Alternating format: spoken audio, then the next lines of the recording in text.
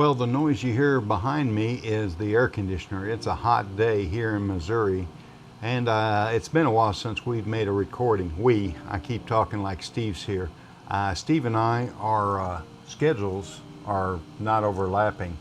We do have a August 4th scheduled around that time to do the Milky Way. We're going to go to Slabtown, Missouri. There's a bridge there, and the Milky Way lines up with this bridge. We have about a 3-4 day window. I wanted to make this video because I had a request to show you how I post-processed one of the photos that we did in our last Milky Way shoot. The photo I shot in 2 different exposures, one for the foreground and one for the background. So I'm going to take you to Lightroom and Photoshop and show you how I did that. So here we are in Lightroom, and again the background noise is the air conditioner going.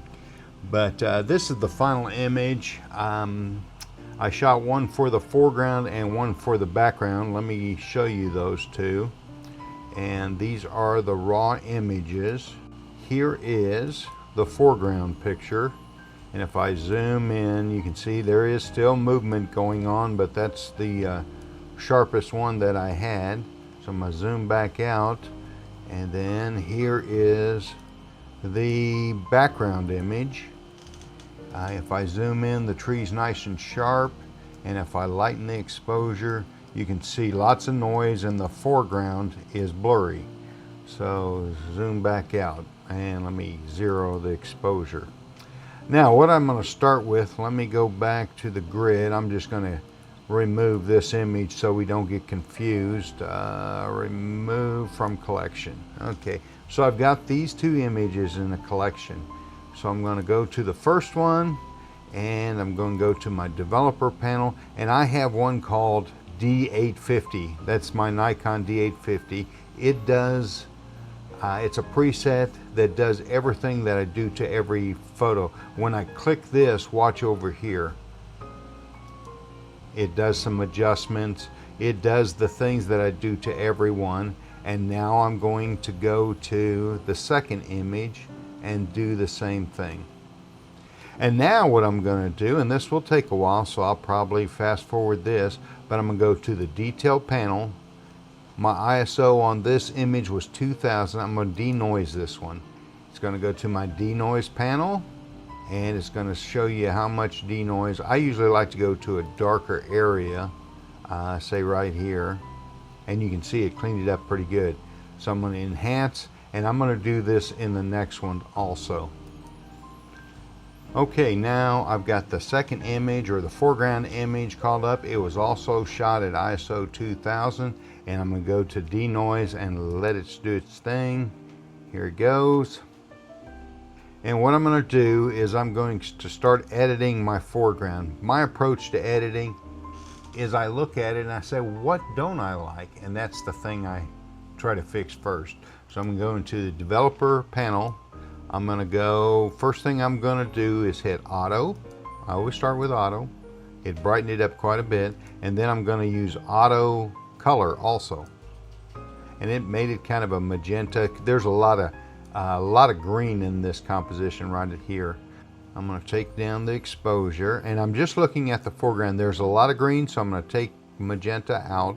And then I'm going to close my shadows a little bit, which is usually the opposite, and do my highlights.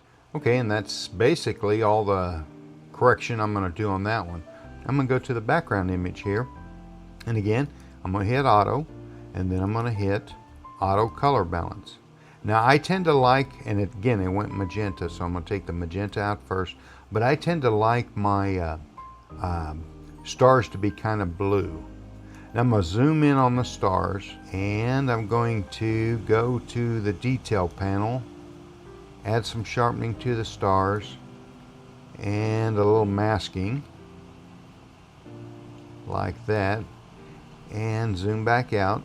Okay, and the tree's nice and sharp. Okay, so I have these 2 images, the background, the foreground, background, foreground. Now what I'm going to do is I'm going to go to the grid view. I'm going to click on both photos, and I'm going to do a right click on my mouse, and I'm going to edit in, and I'm going to open these in Photoshop as layers. And while it's doing that, I'll fast forward through this. Okay, so here we are in Photoshop. We've got both layers opened on top of each other. So if I shut off the eyeball here, the second layer is on the bottom. So that's the background layer and the foreground layer. So I have the foreground layer on top and the background layer behind it. Now the first thing I'm going to do is shift click on both of these. I'm going to go over to edit, because there may have been a little movement. Under edit, I'm going to use auto align layers, and I just use the auto and say OK. You can see these little white areas around it. So what I'm going to do is use the crop tool, the image, and I'll refine this crop. I'm not going to be real critical, but I'll refine this crop later in Lightroom. And I just bring in the corners just a little bit. And what I'm going to do is build my own mask. So I'm going to go on just this one layer, put a mask on it. It's white. White reveals. B for brush. And so I'm going to paint over the sky. And you can see it's pulling in the sharper background sky. Now I use a big brush and lots of feather right here at the edge. Let me zoom in, zoom. See right here what it did to these plants here? Okay, so I'm going to go back to my brush. I'm going to hit X, white brush. I'm going to make my brush smaller. Brush smaller. And I'm going to paint this back in. And right here. And see how these do. Oh, I shouldn't have done that. So I'm going to Command Z. Looks pretty good. Let's see if there's anything I need to add in here. And you can see I'm getting ghosting images because the wind was blowing that evening. And usually the wind settles down during the evening, but it did not here. So let me zoom back out, fit to screen, and that's my mask is over here. You can see how it fades away. So I kind of like that. So I'm going to flatten the image, and I'm going to hit Command S or save, and it's going to go right into Lightroom. So let me open Lightroom. Now I don't know if it went into my collections or not. It did. So here it is. How do I know that's it? If I look at the title, it has PSD, Photoshop document. Let's go into our developer module, and I'm going to close this side, and I don't have my, if I go into that area, I have the dotted triangles. I can move around, but I want as much real estate as possible. I even pull this over as far as possible to get more latitude when I post-process. Okay, so now in the basic panels, I'm going to start making adjustments. I tend to like blue skies. There you go. And the exposure, let's pull the highlights in a little bit. Let's open the shadows a little more. And that would be most of it. Maybe add a little green. Good. Now I'm going to start doing some creative work. Or what I just made global adjustments. Now I'm going to go into making local adjustments. So here we go. I'm going to go to my mask tool. The first mask I want to use is a radial filter. And I'm going to draw me a nice big radial filter and tilt it with the Milky Way. And then I'm going to brighten it up a little bit. Good. And I'm going to add a little more yellow to that. And I'm going to pull up my saturation on the Milky Way. That is my main subject. Now I'm going to do a sky mask. So let me add a new mask and select sky. See how that does? And it did a good job. The only thing I don't like, it didn't select the tree. So I could go in and erase it.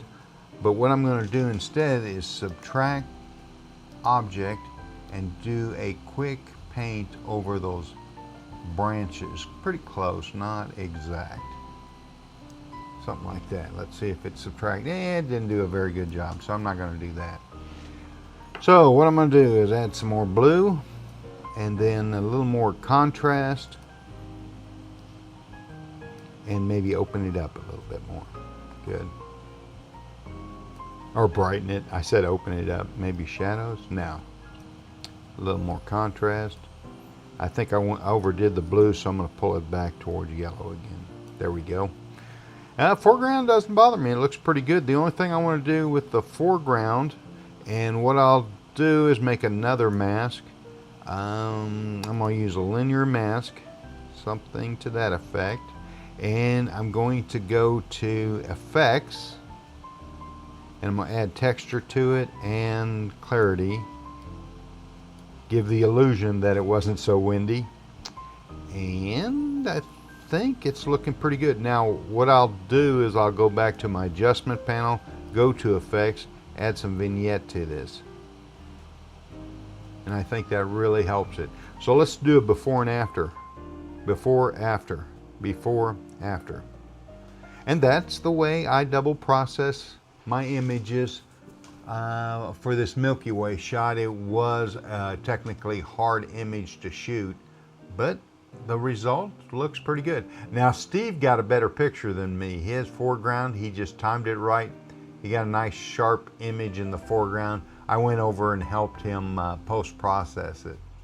So thanks for watching. If you haven't subscribed, please subscribe. I'm trying to get my viewership to go up. Steve and I will be doing another video together on our next adventure, shooting Milky Way down at Slabtown. So please come back and join us. Okay, talk to you later. Bye.